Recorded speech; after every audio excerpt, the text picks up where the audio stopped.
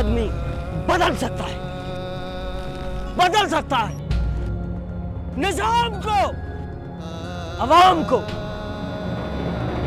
समाज को।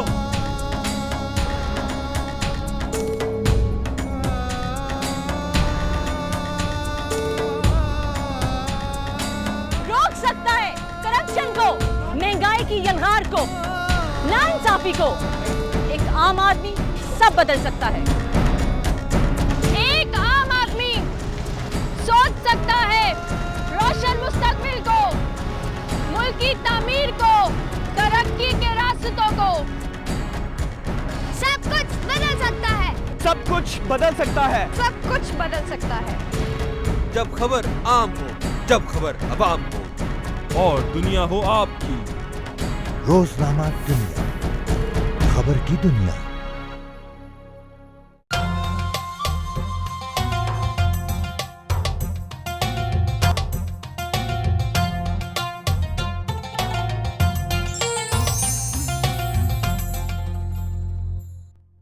नाज़रीन अस्सलाम वालेकुम।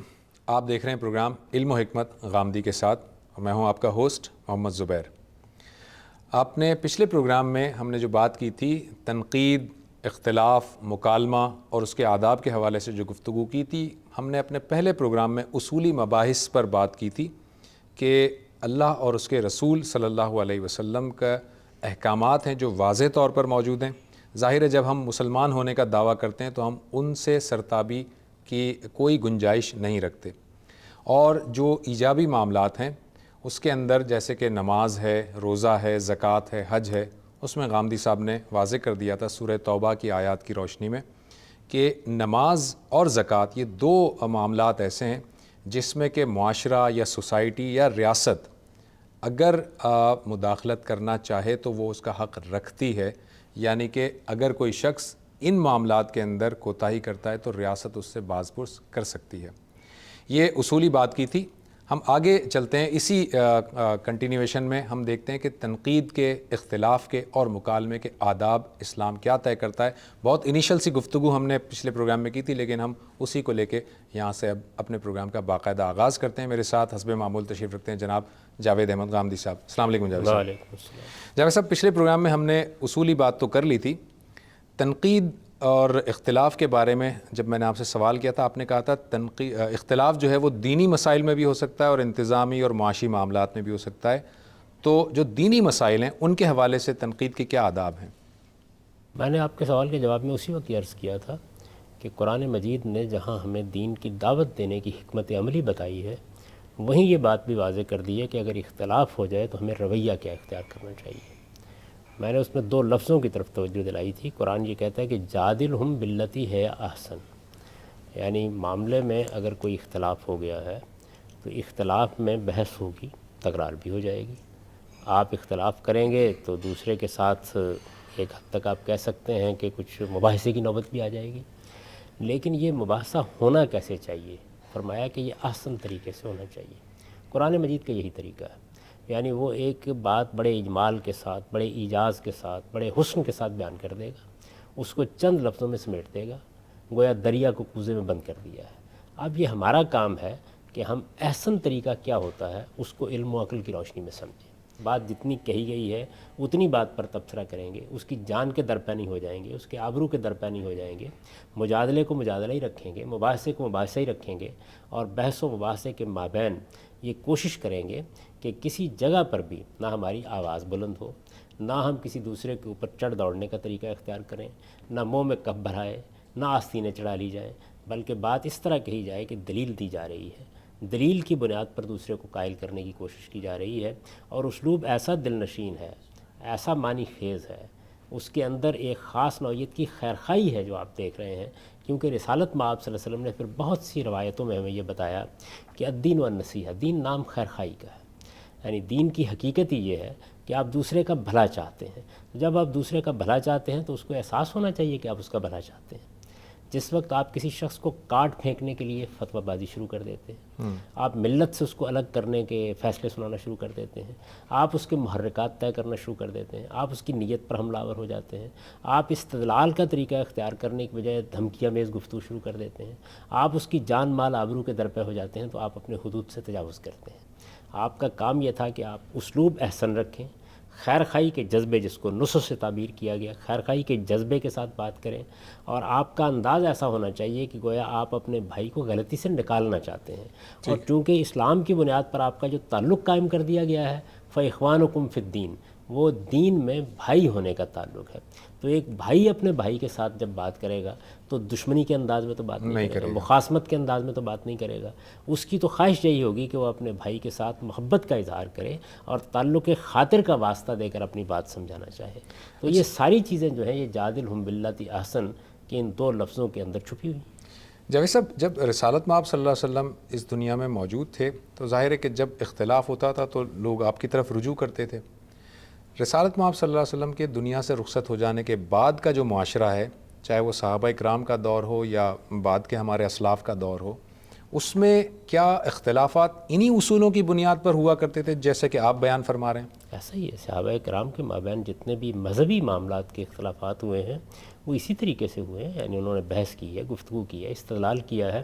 اس زمانے میں آپ دیکھیے کہ ابلاغ کے ذرائع نہیں تھے، مورخین قلم لے کر نہیں بیٹھے ہوئے تھے، میڈیا اس طرح موجود نہیں تھا، اخبارات نہیں نکلتے تھے، کالم نہیں لکھے جاتے تھے، ایک ایک خبر کو نشر کر کے گھر گھر تک نہیں پہنچایا جا سکتا تھا۔ اس کے باوجود ان کے اختلافات کی پوری تفصیلات ہمیں معلوم ہے، گفتگو کیا ہوئی، بات کیا ہوئی، استدلال کیا کیا گیا، اور اس میں بڑے بڑے اختلافات ہیں جو زیر بحث ہیں۔ بلکہ ہمارے جو فقیہ ہیں ائمہ اربعہ، ان کے درمیان بھی بڑے اختلافات ہیں۔ ظاہر ہے کہ جب آپ کہتے ہیں کہ 4 امام ہمارے ہاں ہیں، اگرچہ 4 امام تو وہ ہیں کہ جن کی شہرت زیادہ ہوئی، جن کے معتقدین کی تعداد بہت زیادہ ہے، ورنہ ائمہ اور بھی بہت سے ہیں، یعنی دسیوں کی تعداد میں ایسے لوگ ہیں جو فی الواقع ائمہ ہی کے منصب کے اہل تھے، انہوں نے اپنی رائے پیش کی، اور اس میں بعض اوقات جس طرح کہ ہم بات کر رہے ہوتے ہیں سخت لب و لہجہ بھی اختیار کر لیتے ہیں، لیکن وہ سخت لب و لہجہ بھی خیرخواہی کا ہوتا ہے، اس میں ایک دوسرے کی عزت اور احترام کو ملحوظ رکھا جاتا ہے۔ اختلافات تو ہوئے ہیں، اختلافات انسانی زندگی کا حسن ہے، اختلافات ہی سے جدت اور تنوع پیدا ہوتا ہے، اختلافات سے راستے کھلتے ہیں، اختلاف کوئی بری چیز نہیں ہے، مخالفت بری چیز ہے۔ یعنی اختلاف کا مطلب تو یہ ہے کہ میں آپ کی رائے کو صحیح نہیں سمجھتا، وہ کسی معاشرتی معاملے میں بھی ہو سکتا ہے، کسی سماجی معاملے میں بھی ہو سکتا ہے، کسی سائنسی معاملے میں بھی ہو سکتا ہے۔ اختلاف ہوگا تو نئی راہیں کھلیں گی، نیا استدلال سامنے آئے گا، کوئی نئی حقیقت واضح ہوگی۔ تو اختلاف کوئی بری چیز نہیں، اصل چیز یہ ہے کہ آپ نے اس کے آداب کیا ملحوظ رکھے ہیں، یعنی ایک دوسرے کی عزت ملحوظ رکھی ہے۔ دیکھیے جو میوچل رسپیکٹ ہے، باہمی احترام، اس کو ملحوظ رکھ کے آپ استدلال کی بنیاد پر 10 گھنٹے اختلاف کرتے رہیے۔ تو جاوید صاحب، جب آپ یہ فرما رہے ہیں کہ صحابہ کرام کے زمانے میں بھی رسالت مآب صلی اللہ علیہ وسلم کے دنیا سے چلے جانے کے بعد صحابہ کرام کے مابین، ہمارے اسلاف کے مابین بھی ان اصولوں کو ملحوظ رکھا گیا، تو پھر خرابی کہاں سے پیدا ہوئی کہ آج ہم جو ہے وہ ایک دوسرے کے اختلاف، ایک دوسرے کے جو پوائنٹ آف ویو ہیں، نظریات ہیں، ان کو سننے تک کا گوارا نہیں کرتے؟ کہاں سے یہ خرابی پیدا ہوئی ہے؟ اگر تو آپ کی مراد یہ ہے کہ یہ کس دور سے ایسا ہوا، تو میں اس کے جواب میں یہ عرض کروں گا کہ ہمارا جو مذہبی فکر ہے اس وقت مدرسوں میں پڑھایا جاتا ہے، اس کی بنیاد پر کتابیں لکھی جاتی ہیں، ہمارے ہاں عام طور پر علماء اس کو مساجد میں بیان کرتے ہیں۔ ایک تو یہ چیز ہے کہ اس کے اندر بعض ایسے مباحث ہیں جو انسان کا ذہن ایسا بنا دیتے ہیں کہ اس کے نتیجے میں اختلاف وہیں پہنچ جاتا ہے، لہٰذا ان چیزوں کو ایڈریس کرنا چاہیے۔ یعنی وہ چند چیزیں آپ چاہیں گے تو میں اس کی تفصیل کر دوں گا جو فی الواقع ہمارے مذہبی فکر میں موجود ہیں، وہ ایک درجے میں ظہور پذیر ہوتی ہیں تو ایک نوعیت کے معاملات پیدا ہو جاتے ہیں، وہی درجہ ذرا بڑھ جاتا ہے تو دوسری نوعیت کے معاملات پیدا ہو جاتے ہیں، اور وہی درجہ جب ایک آخری انتہا پر پہنچتا ہے تو اس کے نتیجے میں دہشت گردی پیدا ہو جاتی ہے۔ لیکن اس کی بنیادیں وہاں موجود ہیں، ان بنیادوں کو ٹھنڈے دل و دماغ کے ساتھ سمجھنے کی کوشش کرنی چاہیے، ان کا علمی جائزہ لینا چاہیے، ان کے اطلاقات کو دیکھنا چاہیے، پھر یہ کہ ان کی انٹرپریٹیشن میں کہاں غلطی ہوتی ہے اس کا جائزہ لے کے دیکھنا چاہیے۔ ایک پہلو یہ ہے۔ دوسری چیز یہ ہے کہ اس کا ظہور جس صورت میں نے آپ سے عرض کیا نا کہ آخری درجے میں بعض اوقات ہو جاتا ہے، اس کے عوامل کبھی کبھی پیدا ہوتے ہیں۔ چنانچہ مسلمانوں کی تاریخ میں مثال کے طور پر خوارج پیدا ہوئے، بالکل ابتدا میں پیدا ہو گئے، صحابہ کرام کے دور میں ہوئے، انہوں نے اختلافات کو اسی انتہا تک پہنچا دیا۔ اس کے بعد آپ کے علم میں ہے کہ فدائین کا گروہ پیدا ہوا، علامہ اقبال نے جن کے بارے میں یہ کہا ہے نا، برگ حشیش، یعنی انہوں نے ایک طرح سے حشیش کو اپنی علامت بنا لیا تھا، اور اسی کی بنیاد پر وہ اپنی پوری دعوت برپا کر رہے تھے۔ حسن بن صبا کے جو پیروکار ہیں، ان لوگوں کے ہاں بھی اختلافات یہیں پہنچ گئے، اور انہوں نے باقاعدہ اپنی طاقت منظم کر لی۔ بے شمار اہل علم ان کی تلوار کا، ان کے خنجر کا نشانہ بنے۔ جاوید صاحب تھوڑا سا یہاں پر آپ کو انٹرپٹ کروں گا، ناظرین ایک مختصر سا بریک لے کر واپس آتے ہیں، گفتگو کو یہیں سے کنٹینیو کریں گے بریک کے بعد۔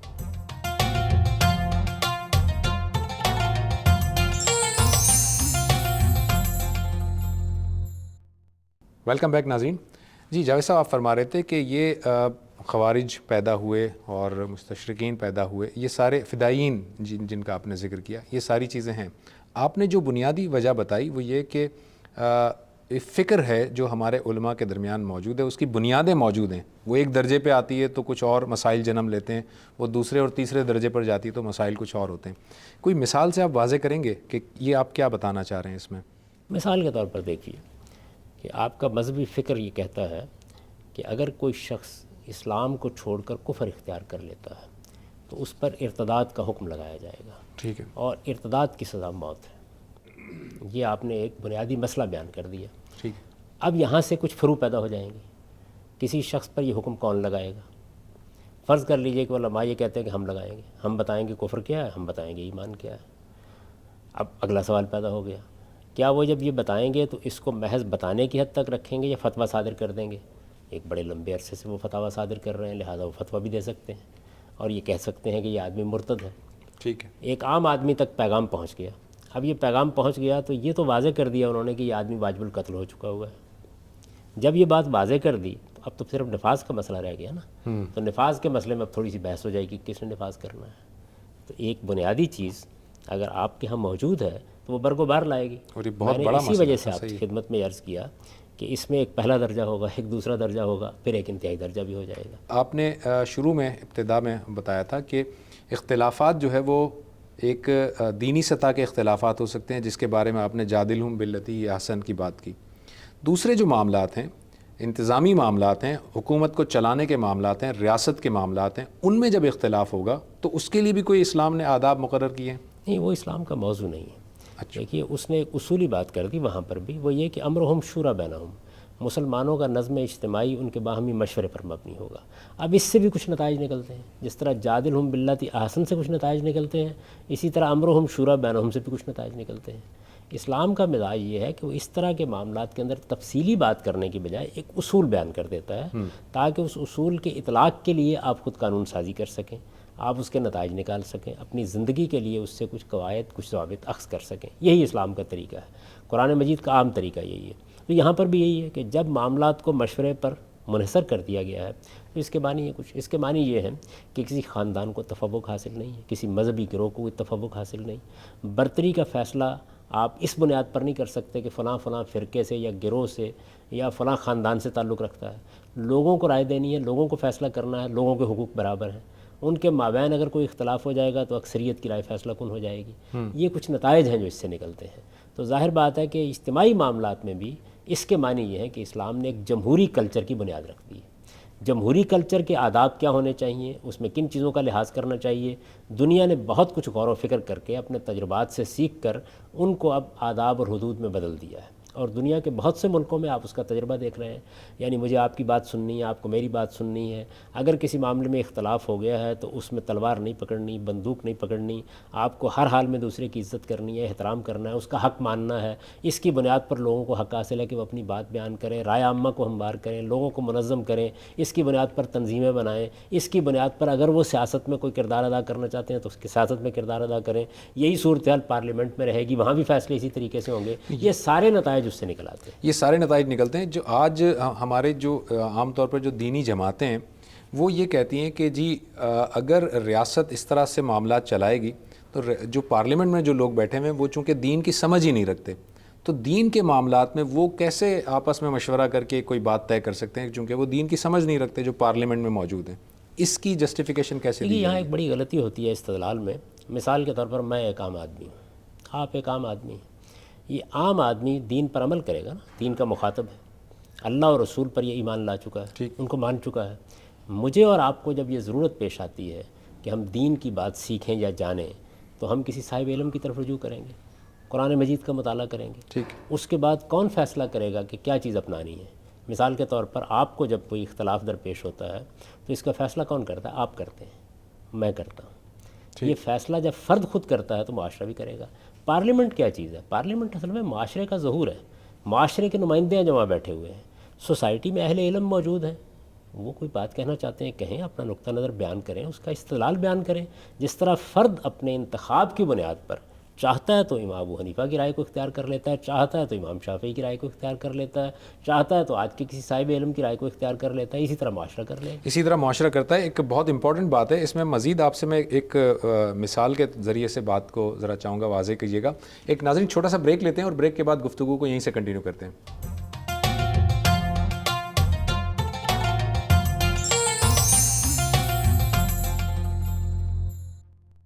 ویلکم بیک ناظرین.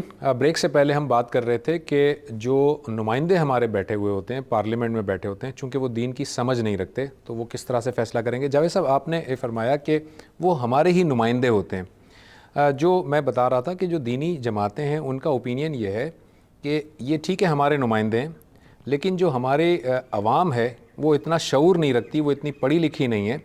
تو جب وہ رائے کے ایک جمہوری طریقے سے پروسیس ہو کر جب نمائندے پہنچتے ہیں اسمبلی میں، تو ظاہر ہے کہ وہ نمائندے نہ دین کا علم رکھتے ہیں نہ ہی کوئی اس طرح سے کیریئر رکھتے ہیں. اب جب وہ رائے قائم کریں گے تو وہ رائے غلط ہوگی. یہ وہ کوئی رائے قائم نہیں کرتے، میں نے یہ عرض کیا، وہ رائے کو قبول کرتے ہیں. یعنی میں نے آپ کو فرد کی مثال دی کہ فرد نے بھی دین پر عمل کرنا ہے، معاشرے نے بھی دین پر عمل کرنا ہے. فرد دین پر عمل کرتا ہے تو کیسے رائے قائم کرتا ہے؟ وہ خود محقق بن کے نہیں بیٹھ جاتا. کیا عام آدمی یہ کرتا ہے؟ وہ اہل علم کی آراء کو سنتا ہے، ان سے کچھ سوالات کر لیتا ہے، اگر ایک کی رائے اس کو پسند نہیں آتی دوسرے ہی قبول کر لیتا ہے. یہی کرتے ہیں آپ معاشرے میں. آپ کی سوسائٹی کے اندر جتنے بھی لوگ ہیں، مسلمان اس وقت 1 ارب سے زیادہ تعداد میں ہیں، انہوں نے مختلف نقطہ نظر قبول کر رکھے ہوئے ہیں. کوئی حنفی ہے، کوئی شافعی ہے، کوئی مالکی ہے. کس بنیاد پر قبول کیے ہیں؟ اب اگر کوئی آدمی استدلال کی بنیاد پر شافعی ہے اور کل حنفیت کو پسند کر لیتا ہے تو کیسے کرتا ہے؟ یعنی اس کے لیے یہ فیصلہ کہ آسمان سے فرشتے آگے کرتے ہیں، وہی فیصلہ کرتا ہے. پارلیمنٹ کو لوگ سمجھ نہیں پا رہے. پارلیمنٹ اجتہاد نہیں کر رہی ہوتی، تحقیق نہیں کر رہی ہوتی. تحقیق اور اجتہاد کا کام ماہرین کرتے ہیں، وہ کر رہے ہوتے ہیں. سوسائٹی میں وہ کام ہمیشہ جاری رہتا ہے. سائنسی علوم میں بھی، طبی علوم میں بھی، معاشرتی علوم میں بھی، سماجی علوم میں بھی، عمرانی علوم میں بھی، یہ سب کچھ ہو رہا ہوتا ہے اور ماہرین ہی کر رہے ہوتے ہیں. کچھ آراء اپنے استدلال کی بنیاد پر لوگوں کو مفتوح کر لیتی ہیں، ان کے ذہنوں پر غلبہ پا لیتی ہیں. افراد بھی ان کو تسلیم کرتے ہیں، معاشرہ بھی ان کو تسلیم کرتا ہے. پارلیمنٹ یہ فیصلہ کرتی ہے کہ مثال کے طور پر اس معاملے میں ابو حنیفہ رحمۃ اللہ علیہ کی رائے یہ ہے، امام شافعی رحمۃ اللہ علیہ کی رائے یہ ہے، یا فلاں اور فلاں صاحب علم کی رائے یہ ہے. آج کے کسی صاحب علم نے یہ رائے قائم کی ہے، ہم اس میں سے اس رائے کو زیادہ قوی، زیادہ قرینہ قیاس، کتاب و سنت کے زیادہ قریب پاتے ہیں، ہم اس کو اختیار کر رہے ہیں. تو میں نے عرض کیا کہ اس میں اصل میں پوزیشن غلط طے کر لی گئی ہے. فرد فیصلہ کرے گا انفرادی سطح پر، معاشرہ فیصلہ کرے گا معاشرے کی سطح پر اور ریاست کی سطح پر. تو پارلیمنٹ کیا کرتی ہے؟ پارلیمنٹ اختیار کرتی ہے کسی چیز کو، اس کا فیصلہ کرتی ہے. پارلیمنٹ ایک بورڈ تشکیل دیتی ہے. میں اس کو ذرا واضح کر دیتا ہوں. پارلیمنٹ ایک بورڈ تشکیل دیتی ہے، اس بورڈ کا نام رکھتی ہے اسلامی نظریاتی کونسل. پارلیمنٹ اپنے ہی ثوابدیدی اختیارات پر اس نظریاتی کونسل میں ممبرز چنتی ہے. اب پارلیمنٹ جب ممبرز چنتی ہے تو وہ علماء کرام جو دوسرے ہیں، دینی جو جماعتیں، وہ یہ کہتے ہیں کہ پارلیمنٹ کو چونکہ دین کی سمجھ نہیں ہے، لہٰذا انہیں یہ نہیں سمجھ میں آتا کہ کون سا صاحب رائے ہے، کون عالم جو ہے وہ عالم کی حیثیت رکھتا ہے، اور وہ اپنی مرضی سے ایک بورڈ تشکیل دے دیتے ہیں، پھر ان سے رائے لے لیتے ہیں. تو یہ بات کہاں تک ٹھیک ہے؟ کیسے اس کو جسٹیفائی کریں گے ہم؟ پہلی بات تو یہ سمجھ لیجیے کہ پاکستان میں جو اسلامی نظریاتی کونسل ہے اس کا انتخاب پارلیمنٹ نہیں کرتی، صدر مملکت کرتا ہے. ٹھیک ہے، صدر مملکت بھی تو اسی پروسیس سے آتا ہے نا. وہی عرض کر رہا ہوں نا. اب وہ آپ نے ادارہ بنا دیا، اس ادارے کی حیثیت پاکستان کے آئین کی روح سے ایک مشاورتی حیثیت ہے. یعنی وہ ایک رائے قائم کرے گا، رائے قائم کر کے لوگوں کے سامنے رکھ دے گا. یہ رائے پارلیمنٹ میں بھی چلی جائے گی. پارلیمنٹ کا یہ اختیار ختم نہیں ہو گیا کہ وہ اگر سمجھتی ہے کہ اس رائے میں کوئی سکم محسوس ہو رہا ہے تو وہ سوسائٹی کے دوسرے اہل علم سے رجوع کر لے، ان سے بھی معلوم کر لے. ٹھیک. بہت سے ادارے قائم ہیں، ان سے بھی رجوع کر سکتی ہے. ایک بڑی ڈیبیٹ، بڑی بحث پابند نہیں ہے پارلیمنٹ. پارلیمنٹ کو پابند نہیں کیا گیا. پاکستان کے آئین میں اسلامی نظریاتی کونسل سفارشات پیش کرنے والا ادارہ ہے. اس کی یہ حیثیت نہیں ہے اور ہونی بھی نہیں چاہیے. اس کی وجہ یہ ہے کہ جب آپ اس طرح کے کسی ادارے کو یہ حیثیت دیتے ہیں تو یہ پاپائیت ہے. اس کا مطلب یہ ہے کہ ایک خاص طبقے کو آپ نے دین کے معاملے میں فائنل رائے دینے کا اختیار دے دیا ہے. تو دین میں یہ اختیار کسی طبقے کو نہیں دیا گیا, یہ اختیار آخری درجے میں اللہ اور رسول ہی کو حاصل ہے. اب عوام ہے وہ انفرادی سطح پر بھی یہ فیصلہ خود کرتے ہیں اور معاشرتی سطح پر بھی یہ فیصلہ خود کرتے ہیں. یہ فیصلہ ان کو کرنا ہے کہ وہ دین کی کس تعبیر کو اپنانے جا رہے ہیں. آپ اس کو اس طرح بیان کیجئے کہ یہ اصل میں دین کو اپنانے کا فیصلہ ہے, وہ میں نے اپنے لیے کرنا ہے فرد کی حیثیت سے, معاشرے نے کرنا ہے معاشرے کی حیثیت سے, اور معاشرے کا نمائندہ ادارہ پارلیمنٹ ہے, وہ یہ فیصلے کرتی ہے. اس وجہ سے میرے نزدیک تو یہ فیصلہ ایسے ہی ہوگا, اس کے سوا اور کوئی راستہ نہیں ہے. اس سے مختلف کوئی راستہ بھی آپ اختیار کریں گے تو پھر آپ کو پاپائیت کے حق میں دلائل دینے ہوں گے, مسائل جنم پھر آپ کو تھیوکریسی قائم کرنی ہوگی. نہیں, اس کا اختیار دینا ہوگا. وہ اختیار کہاں سے آئے گا؟ ایک بات بہت اچھی طرح سمجھ لیجئے کہ حق حکمرانی یا حق فیصلہ یہ ایک معاملہ ہے نا اختیار کا, یہ اختیار یا تو خدا کی طرف سے آئے گا یا پھر عوام کے پاس ہوگا. تیسری کوئی اتھارٹی اگر موجود ہے تو اس کو اپنا اختیار بتانا چاہیے کہاں سے لے گی. کہیں نہ کہیں سے اختیار لے گا نا, کہیں سے کہیں لے گا, تو وہ کہاں سے آئے گا, کس جگہ سے آئے گا. پچھلے دنوں ایک بڑے صاحب علم ہیں, انہوں نے ایک مجلس میں یہ نقطہ نظر اختیار کیا کہ دیکھیے اس کی کیا ضرورت ہے, یہ انتخابات آپ کراتے ہیں, لوگوں سے پوچھتے ہیں, عوام کے پاس آپ کہتے ہیں کہ اصل حاکمیت ہے, یہ جو جتنی باتیں بھی آپ کر رہے ہیں اس کی کوئی ضرورت نہیں. آپ یہ بتائیں کہ مملکت کے سربراہ کا تقرر اس طرح کیوں نہیں ہو سکتا جس طرح مثال کے طور پر ہماری یونیورسٹی کے وائس چانسلر کا تقرر ہو جاتا ہے یا کسی شعبے کے ڈین کا تقرر ہو جاتا ہے. تو میں نے بڑے ادب کے ساتھ ان کی خدمت میں عرض کیا کہ آپ نے کبھی غور کیا کہ ڈین کا تقرر کیسے ہوتا ہے؟ یعنی آپ اس کے اندر اتر کر دیکھیں یہ کیسے ہوتا ہے. سوسائٹی پہلے فیصلہ کرتی ہے کہ اس نے ایک یونیورسٹی قائم کرنی ہے, اس میں ایک انظامیہ وجود میں آتی ہے, پبلک یونیورسٹی کی بات کر رہا ہوں, وہ انظامیہ پہلے اختیار سنبھالتی ہے, پھر ایک پورا کا پورا قانون بنتا ہے پارلیمنٹ میں جس کے تحت وہ یونیورسٹی قائم کی جاتی ہے. پھر اس یونیورسٹی کے بارے میں یہ طے کیا جاتا ہے کہ یہ کس محکمے کے تحت ہوگی, کوئی وزارت تعلیم ہوگی یا کوئی اور وزارت ہوگی, اس سے اس کا اختیار ڈرائیو کیا جاتا ہے. یہ پورا کا پورا عمل ہے. اچھا اگر فرض کر لیجئے کوئی پرائیویٹ ادارہ قائم کیا گیا ہے تو پہلے کوئی سوسائٹی وجود میں آئے گی یا کوئی فرد ہوگا یا اس کا مالک ہوگا. تو آپ پہلے اس چیز کو طے کریں کہ جہاں سے اختیار نکل رہا ہے, اختیار کا سرچشمہ کہاں ہے. اختیار کا سرچشمہ یا تو ذات خداوندی ہے, اس لیے کہ وہ اس کائنات کا خالق ہے, وہ تو آپ کے مشورے کا پابند نہیں ہے, وہ کوئی فیصلہ کر دے گا. چنانچہ جب وہ اپنی طرف سے انسانوں میں سے ایک انسان کا انتخاب کر کے اس کے سر پر پیغمبری کا تاج رکھتا ہے اور یہ کہتا ہے کہ یہ میرے سفیر کی حیثیت سے آ گیا ہے, تو خدا کی طرف سے دیے ہوئے اختیار کے تحت وہ مطاع ہو جاتا ہے. اب وہ واجب الاطاعت ہستی ہے, ہمیں اس کے سامنے سر جھکانا ہے. اس کی بات گفتہ اللہ بہت, یعنی یہ بات آپ کو ماننا پڑتی ہے نا, اطیع اللہ و اطیع الرسول. تو یہ اختیار کس نے دیا؟ کیا محمد الرسول اللہ صلی اللہ علیہ وسلم نے یہ اختیار کسی منطقی استدلال سے حاصل کر لیا؟ نہیں, یہ خدا کے دینے سے ہوا. جب اصل میں آپ اس بات پر ایمان لے آتے ہیں کہ یہ اختیار خدا نے دیا ہے تو اس کے بعد ظاہر ہے کہ آپ اس اختیار کا ظہور, اس کا نفاذ اور اس کا اطلاق بھی مان لیتے ہیں. اسی طرح سے ریاست میں کسی شخص کو سربراہ بنانا ہے تو اس کا اختیار بھی یا تو خدا کے پاس ہوگا, آپ دکھائیے مجھے کہ وحی الہی نے بتا دیا ہے کہ فلاں صاحب کو یہ حق دے دیا جائے. ملک طالوت کا انتخاب اللہ تعالیٰ نے کیا بنی اسرائیل کی درخواست پر, تو اختیار وہاں سے آ گیا. اب یہ اختیار عوام کے پاس تو ہے, اس لیے کہ ان کو یہ حق حاصل ہے کہ وہ اپنا نمائندہ منتخب کر لیں, اپنا سربراہ منتخب کر لیں. یہ تو فطری حق ہے ان کا. آپ کہتے ہیں نہیں, یہ اختیار کسی اور کے پاس ہے, مثال کے طور پر کسی مذہبی جماعت کے پاس ہے, مثال کے طور پر کسی خاص طبقے کے پاس ہے. تو فرمان تقرر بتا دیجئے کہاں ہے آپ کے پاس؟ قرآن میں ہے, حدیث میں ہے. اگر اللہ تعالیٰ یہ فرما دیتے کہ دیکھو جو آدمی دین کا علم حاصل کر لے اس کو یہ اور یہ اختیارات حاصل ہو جاتے ہیں, تو فرمان تقرر آسمان سے حاصل ہو جاتا. اب میں آپ سے یہ عرض کر رہا ہوں کہ قرآن کے نزول کے بعد پیغمبری کا سلسلہ ختم ہو چکا ہے. ختم نبوت پہ معنی یہ ہے کہ اب اللہ تعالیٰ کی طرف سے کسی کے لیے فرمان تقرر نہیں آئے گا. چنانچہ اب ایک ہی جگہ سے اقتدار پھوٹ سکتا ہے اور وہ عام لوگ ہیں. عام لوگوں کا ظہور پارلیمنٹ میں ہوتا ہے, یعنی ان کے اختیار کا ظہور. میں تھوڑا سا آپ کو انٹرپٹ کروں گا. ناظرین ایک مختصر سا بریک لیتے ہیں اور اس کے بعد بریک کے بعد جب ہم واپس آئیں گے تو ہم یہ بات غامدی صاحب سے پوچھیں گے کہ اختلاف کرنے کا حق کس کو حاصل ہے. کیا ہر شخص اٹھ کر اختلاف کر سکتا ہے اور اپنے اختلاف کی تشہیر کر سکتا ہے, یا کچھ خاص اس کی کوئی پری ریکویزٹس ہیں جس کے بنیاد پر اختلاف کیا جا سکتا ہے؟ بریک کے بعد.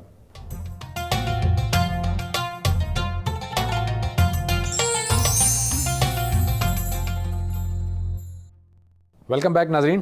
بریک سے پہلے ہم بات کر رہے تھے اختلافات سے متعلق اور پارلیمنٹ سے متعلق کہ وہ ہمارے نمائندے ہیں, ہماری سوسائٹی کے ہی نمائندے ہیں.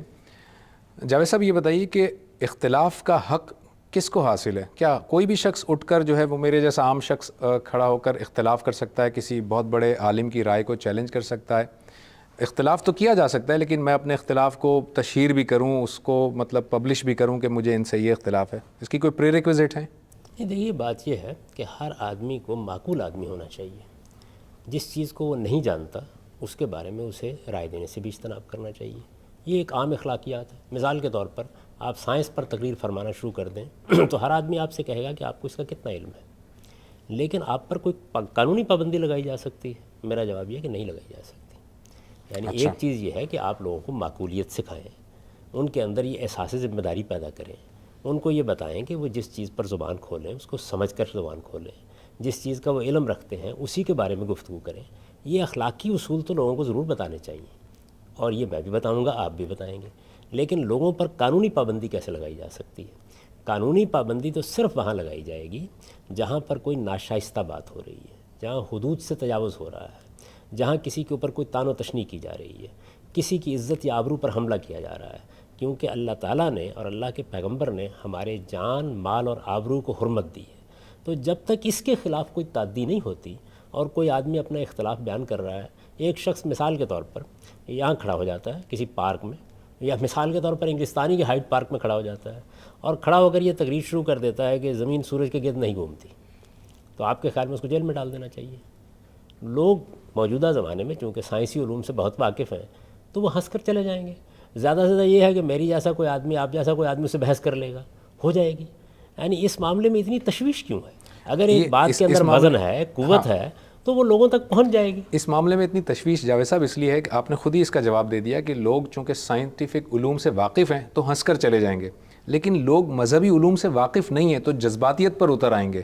یہ مسئلہ ہے، کیونکہ لوگوں کو علم نہیں ہے نا تو وہ جذباتیت پر اتر آئیں گے. پھر اگر کوئی شخص یہ کہے گا مذہب کے معاملے میں کہ یہ جی ایسا نہیں اور ایسا ہے، اور وہ کھڑے ہو کر کہے گا، تو لوگ ہنس کر نہیں چلے جائیں گے، لوگ اس کے خلاف اتر آئیں گے، اس کے خلاف آمادہ ہو جائیں گے کوئی حرکت کرنے کے لیے، کیونکہ وہ مذہب کو جانتے نہیں ہیں. اصل مسئلہ یہاں سے شروع ہو رہا ہے. اصلاح اس کی کرنی چاہیے. کیسے دو کی جائے گی چیزوں کی اصلاح کرنی چاہیے. ایک تو لوگوں کو یہ بتانا چاہیے کہ جب وہ ایک مذہب کو مانتے ہیں تو انہیں اپنے مذہب کو جاننا بھی چاہیے.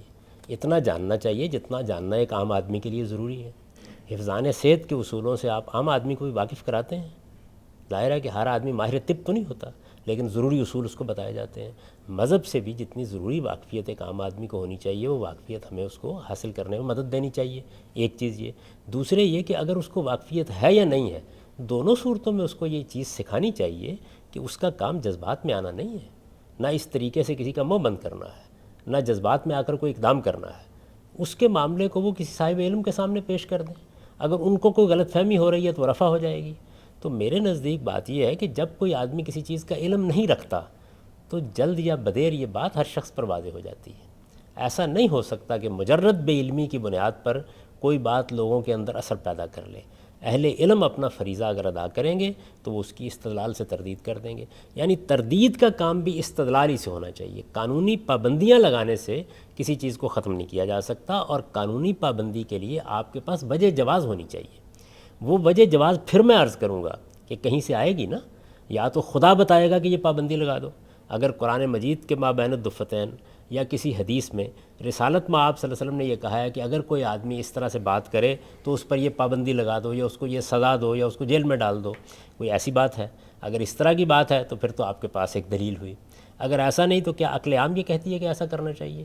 یہی کہا جائے گا کہ لوگوں کے مابین اگر کوئی حماقت ہو رہی ہے، بیوقوفی ہو رہی ہے، یہ حماقت اور بیوقوفی ہے. یعنی ایک آدمی طب سے واقف نہیں ہے، وہ کھڑا ہو گیا ہے اور لوگوں کو اس نے طبی مشورے دینا شروع کر دیے ہیں، اس نے دواؤں کی تشخیص بیان کرنا شروع کر دی ہے. مثال کے طور پر ٹھیک ہے، اب انسانی صحت کوئی معمولی چیز تو نہیں ہے، لیکن جب وہ ایسا کرے گا تو اس کی ہم غلطی واضح کر دیں گے. البتہ اگر وہ اتھارٹی کلیم کرتا ہے کسی موقع کے اوپر تو ظاہر بات ہے کہ اس کی اتھارٹی کو آپ چیلنج کر سکتے ہیں. آپ اس کو کہہ سکتے ہیں کہ بھائی تمہیں اپنی حیثیت سمجھنی چاہیے، پہچاننا چاہیے اور اس کے مطابق بات کرنی چاہیے. یہ سب کچھ ہوگا کیسے؟ دلیل سے، استدلال سے. استدلال میں بڑی طاقت ہے. جب آپ اس کے ذریعے سے آپ تردید کرتے ہیں کسی آدمی کی تو ہر معقول آدمی کی سمجھ میں یہ بات آ جاتی ہے کہ ایک احمق آدمی، عطائی آدمی بات کر رہا تھا. اچھا، ایک احمق آدمی اور عطائی آدمی بات کر رہا ہے، وہ تو اس لیے کر رہا ہے کہ وہ احمق آدمی ہے. لیکن جو صاحب الرائے ہیں، جو علم رکھتے ہیں، جب وہ اس طرح سے بات کرتے ہوں، جب وہ کسی دوسرے صاحب الرائے کی بات کو سننے کو گوارا نہ کرتے ہوں، تو پھر جو ان کی فالوورشپ ہے، جو فالوشپ ہے، جو ان کے ماننے والے ہیں، وہ تو اسی طرح کا رویہ رکھیں گے.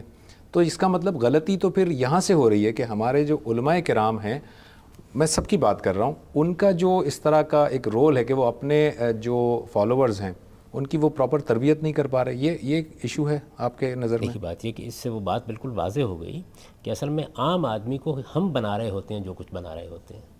یعنی اگر اس کے اندر غیر سائنسی رویے ہیں تو وہ بھی اصل میں دانشور پیدا کر رہے ہیں.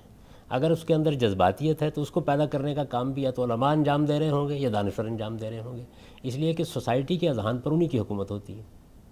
تو علماء میں اگر کچھ لوگ ایسے ہیں، میں تو دونوں طرح کے لوگوں سے واقف ہوں، ان لوگوں کو بھی جانتا ہوں کہ جو ہمیشہ رضانت کی تعلیم دیتے ہیں. وہ لوگوں کو بتاتے ہیں کہ آپ کو اپنے حدود میں رہنا چاہیے، دوسرے لوگوں کا احترام کرنا چاہیے، اور یہ ہر صاحب علم کی ذمہ داری ہے کہ وہ اپنے معتقدین کو، اپنے ساتھ محبت رکھنے والوں کو، اپنے متوسلین کو یہ بتائے کہ ہم میں سے کوئی بھی پیغمبر نہیں ہے، ہم پر وحی نہیں آتی، ہم استدلال سے کسی بات کو جانتے ہیں، دنیا میں علم کی اجارہ داری کسی کی نہیں ہے. کوئی بھی شخص صاحب علم ہو سکتا ہے، اس کی رائے بھی سنو، ہماری رائے بھی سنو. جو بات تمہیں علم و استدلال کی بنیاد پر پوری اترتی لگے اس کو قبول کرو. اگر ایک رائے میں کوئی ایسی چیز محسوس ہو کہ جس میں تمہیں کوئی خلجان پیدا ہو جائے، دوسرے صاحب علم سے اس کی تحقیق کر لو. یہ عام آدمی کو کرنا چاہیے اور عام آدمی کو اس کی تعلیم بھی دینی چاہیے. اگر آپ یہ تعلیم دیں گے تو معاشرے میں تحمل پیدا ہوگا، بردباری پیدا ہوگی، ایک دوسرے کی عزت کا احساس پیدا ہوگا. اس کی تعلیم ہمیں دینی ہے. بنیادی مسئلہ یہ ہے کہ ہم اس معاملے میں استدلال کی زبان استعمال نہیں کرتے، فتوے کی زبان استعمال کرتے ہیں. علم کی زبان استدلال کی زبان ہے، وہ فتوے کی زبان نہیں. فتوے کی زبان استعمال کرتے ہیں. یہ جاوید صاحب، یہ بعض اوقات رد عمل کی وجہ سے بھی ہوتا ہے. میں اس پہ گفتگو کروں گا. ناظرین ایک چھوٹا سا بریک لیتے ہیں اور بریک کے بعد واپس آ کر یہ بات کریں گے کہ سم ٹائم یہ عمل نہیں ہوتا بلکہ کسی عمل کا کوئی رد عمل ہوتا ہے. بریک کے بعد.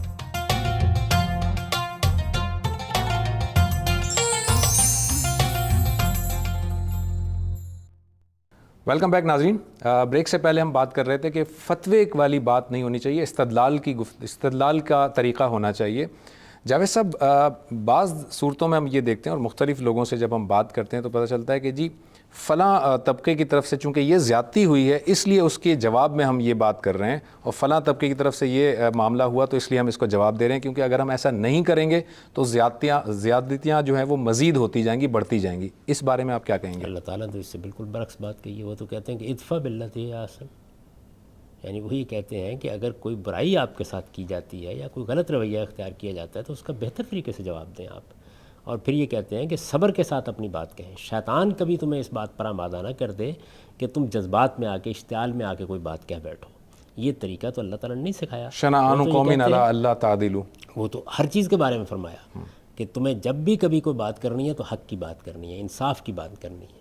لا یجرمنکم شنآن قوم علی اللہ تعدلوا اعدلوا هو اقرب للتقوی. یعنی کسی قوم کی دشمنی بھی اس پر آمادہ نہ کرے کہ تم کوئی تقوی کے خلاف، عدل کے خلاف بات کرو. لیکن خاص اس موضوع پر بھی اللہ تعالیٰ نے ہمیں جو ہدایت کی ہے وہ یہ ہے کہ ہمیں برائی کا جواب بھلائی سے دینا ہے. اور فرمایا ہے کہ یہ اتنی بڑی اعلیٰ چیز ہے، اتنی غیر معمولی چیز ہے کہ وما یلقاها الا الذین صبروا وما یلقاها الا ذو حظ عظیم.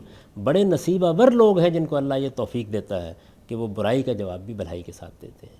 اللہ تعالیٰ کی تعلیم تو اس سے بالکل مختلف ہے. وہ تو یہ نہیں ہے کہ آپ اینٹ کا جواب پتھر سے دے دیں گے. وہ تعلیم تو یہ ہے کہ آپ کو استدلال کرنا ہے، آپ کو صبر کرنا ہے، آپ کو دوسرے کی زیادتی کو بھی برداشت کرنا ہے اور اپنی بات دلیل کے ساتھ کہنی ہے. اچھا جاوید صاحب، جب ہم یہ ڈائلاگ کی بات تو ہم ود ان دی سوسائٹی کر رہے تھے. جب ہم انٹرفیتھ ڈائلاگ کرتے ہیں، جب ہم اقوام مغرب کے ساتھ ڈائلاگ کرتے ہیں، دیگر اقوام کے ساتھ ڈائلاگ کرتے ہیں، اس ڈائلاگ کی کیفیت کیا ہونی چاہیے؟ ظاہر ہے اب ہمارا مذہب کچھ اور ہے، ان کا مذہب کچھ اور ہے. اس ڈائلاگ کے لیے بنیادی پلیٹ فارم پھر کیا ہونا چاہیے؟ کس طرح سے بات کی جانی چاہیے؟ میں نے قرآن مجید کی جس آیت کا حوالہ دیا تھا وہ تو اصلاً انہی لوگوں کے ساتھ بات کرنے کے لیے ہے. یعنی اس آیت میں اصلاً تو ہمیں یہی بتایا گیا ہے کہ یہ اہل کتاب جو اس وقت مخاطبین ہیں، جن کے ساتھ اس وقت بحث مباحثہ ہو رہا ہے، ان کے ساتھ بحث و مباحثے میں کن آداب کا خیال رکھا جانا چاہیے. ٹھیک. تو اس وجہ سے مسلم ہوں، غیر مسلم ہوں، اپنے ہوں، پرائے ہوں، سب آدم کی اولاد ہیں اور آدم ہی سب کے ابو الآبا ہیں. اور ہمارا کام کیا ہے؟ ہمارا کام یہ ہے کہ ان سب کو انسان سمجھیں، اپنا بھائی سمجھیں اور ان کے ساتھ مکالمہ کریں. اپنے دین کی دعوت ان کو پہنچائیں. یہی تعلیم ہم کو اللہ تعالیٰ نے دی ہے. قرآن مجید نے اسی چیز پر پیغمبروں کو فائز کیا ہے. یہ مجھے بتائیے وہ دین کے بنیادی احکام ہیں وہ تو 4 صفحوں میں بیان کیے جا سکتے ہیں. یہ جو اتنی ضخیم کتاب ہے قرآن مجید یہ کیوں نازل کی گئی؟ ایک ہی بات ہے. اہل کتاب کے ساتھ بھی بات ہے اس میں. اہل کتاب کے ساتھ بھی بات کی گئی, مشرکین کے ساتھ بھی بات کی گئی. مشرکین کے بارے میں بھی سمجھ لیجئے کہ وہ کون ہیں. وہ بنی اسماعیل ہیں, سیدنا ابراہیم علیہ السلام کی اولاد ہیں. ان کے ساتھ بھی مذہبی گفتگو ہو رہی ہے. یعنی ایک پیغمبر کی بعثت ہوئی ہے, انہوں نے اس پیغمبر کو ماننے سے انکار کر دیا ہے. وہ دین کو ماننے والے ہیں, دین کے بنیادی حقائق کو سمجھتے ہیں, حج کرتے ہیں, زکوٰۃ دیتے ہیں, نماز پڑھتے ہیں. یعنی دین کی جتنی چیزیں بھی دین ابراہیمی میں تھی ان پر بیشتر عمل پیرا ہیں. اچھا ان کے اندر بہت سی خرابیاں پیدا کر چکے ہیں لیکن بہرحال اپنی ایک دینی شناخت رکھتے ہیں. تو ان کے ساتھ یہی تعلیم دی گئی کہ اس طرح بات کی جائے. میں جو عرض کر رہا تھا وہ یہ کہ جب ہم مکالمہ کریں گے اقوام مغرب کے ساتھ تو ہمارا کامن گراؤنڈ کیا ہونا چاہیے؟ کیونکہ ہمارے قوانین, ہمارے کوڈ آف کانڈکٹ کچھ اور ہیں, ان کے قوانین کچھ اور ہیں, اور پھر انٹرنیشنل قوانین کچھ اور ہیں. ہو سکتا ہے وہ انٹرنیشنل قوانین ایسے ہوں جو ہمارے قوانین سے میچ نہ کرتے ہوں. کامن گراؤنڈ کیا ہونا چاہیے جب ہم ان سے بات کرتے ہیں؟ اس کا تعلق موضوع سے ہے. دیکھیے اگر موضوع مذہب ہے تو پھر تو بے شمار چیزیں کامن ہیں, اس لیے کہ زیادہ تر مغربی اقوام مسیحی پس منظر رکھتی ہیں, ٹھیک, یا ان میں ایک قلیل تعداد یہود کی ہے. تو اگر ان سب کو آپ دیکھیں تو ہمارے اور ان کے درمیان ایک بہت بڑی شخصیت ہے, سیدنا ابراہیم علیہ السلام کی شخصیت. ٹھیک, جن کتابوں کو مذہبی کتابیں مانتے ہیں ان کو ہم بھی مذہبی کتابیں مانتے ہیں. جن کتابوں کو الہامی کتابیں کہتے ہیں انہیں ہم بھی الہامی کتابیں کہتے ہیں. جس توحید کے ہم علمبردار ہیں اسی توحید کے وہ علمبردار ہیں. اب ہمارے ساتھ تو ان کے درمیان بے شمار چیزیں مشترک ہو گئیں. قرآن مجید نے اسی وجہ سے ان کو جب دعوت دی تو یہ کہا کہ تعالوا الی کلمۃ سواء بیننا و بینکم, آئیے جو بات ہمارے اور آپ کے درمیان مشترک ہے, یعنی یہ بات کہ توحید پر ایمان رکھنا ہے, اس پر گفتگو کر لیتے ہیں. تو یہ تو ایک اصولی بات ہوئی. تو میں نے جیسے کہ عرض کیا کہ اس میں اصل چیز موضوع ہے. وہ موضوع اگر سائنس کا ہے, معاشرت کا ہے, تہذیب کا ہے, بین الاقوامی تعلقات کا ہے, تو اس مشترک چیز کو نکالا جائے گا جس کی بنیاد انسانی تجربات پر ہے. دیکھیے مشترک چیزیں کہاں سے پیدا ہوتی ہیں؟ مشترک چیزوں میں ایک سب سے بڑا اشتراک تو یہ ہے کہ انسانیت بنیادی اخلاقیات پر مشترک ہے. یہیں سے آپ بات کرتے ہیں. ٹھیک, یعنی اگر لوگوں کے مابین جھوٹ پر, سچ پر, خیانت پر, بددیانتی پر اتفاق نہ ہوتا تو دنیا میں کوئی بات ہی نہیں ہو سکتی تھی. بالکل تو صحیح. بنیادی اقدار جن کو آپ اخلاقی اقدار کہتے ہیں وہ پوری انسانیت کا مشترک سرمایہ ہے. بالکل اسی طریقے وہی ہمارا کامن گراؤنڈ ہوگا. وہ پہلا کامن گراؤنڈ ٹھیک ہے. اس کے بعد پھر آگے کچھ مزید کامن گراؤنڈ پیدا ہوتے چلے جاتے ہیں. ٹھیک. اور وہ پیدا ہوتے ہیں کہ مثلا اگر وہ مسیحی ہیں تو انجیل کو مانتے ہوں گے, اللہ کے پیغمبر مسیح علیہ السلام کو مانتے ہوں گے. اگر ان کا مذہب سے کچھ بھی تعلق ہے تو مذہب کی روایت کو مانتے ہوں گے. بالکل اسی طریقے سے ہر گروہ کے اندر وہ چیزیں آپ کو ملتی جاتی ہیں جو مشترک انسانی اقدار ہیں, ان سے آپ بات شروع موضوع کے لحاظ سے پھر موضوع کے لحاظ سے ڈیسائیڈ ہوتا جائے گا. Thank you very much Javed صاحب, بہت بہت شکریہ آپ نے یہ وقت ہمیں دیا. ناظرین, ہم نے جو یہ 2 پروگرامز کیے, تنقید, اختلاف اور مکالمہ وغیرہ جو ہے اس کے آداب کیا ہوں گے, ان دونوں پروگرام کے اندر جو بات اگر میں ایک اس میں بیان کروں کہ جو سمری ہمارے سامنے بن کر آئی وہ یہ ہے کہ ادعو الی سبیل ربک بالحکمۃ والموعظۃ الحسنۃ وجادلہم باللتی ہی احسن, کہ اپنے رب کی طرف بلاؤ حکمت کے ساتھ, موعظت کے ساتھ, اور جب مجادلہ کرو, جب ڈیبیٹ کرو, جب گفتگو کرو, جب مکالمہ کرو تو احسن طریقے سے مکالمہ کرو. یہی ان دونوں ایپیسوڈ کا نچوڑ ہے. اگلے پروگرام تک کے لیے زبیر احمد کو اجازت دیجیے. اللہ حافظ.